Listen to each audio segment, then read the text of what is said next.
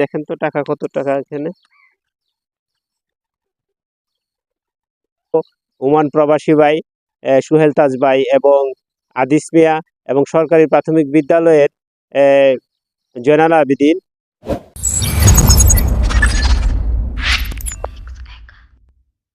সম্মানিত এভরিওয়ান, আজকে পবিত্র ঈদ উল ফিতরের দিন। আর এই ঈদ উল ফিতরের দিন প্রবাসী দুইজন ভাই এবং একজন স্কুল মাস্টার এই অসহায় ব্যক্তিটির কথা মনে রেখেছেন।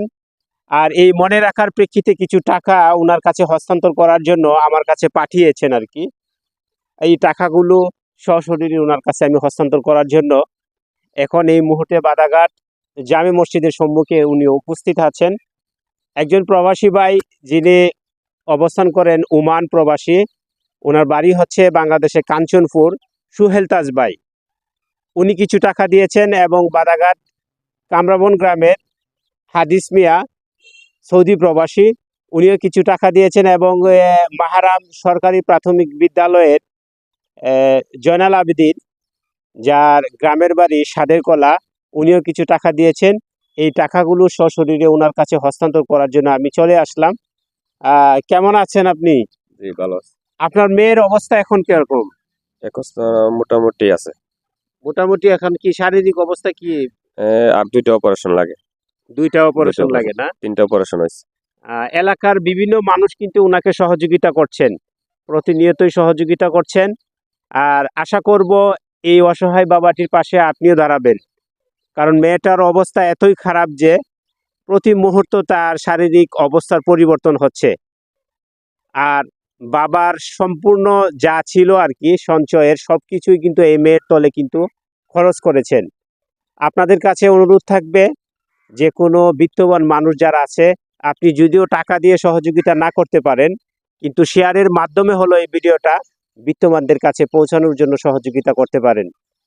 আপনাদের সহযোগিতায় এই মেয়েটির সার্বিক চিকিৎসা হবে।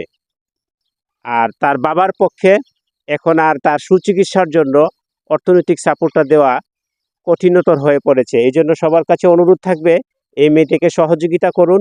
আর এই সহযোগিতার হাত প্রবাস থেকেও ওমান প্রবাসী ভাই, সুহেল তাজ ভাই এবং আদিস মিয়া এবং সরকারি প্রাথমিক বিদ্যালয়ের জয়নাল আবেদিন যে টাকাগুলো দিয়েছেন, এই টাকাগুলো ওনার কাছে আমি হস্তান্তর করছি।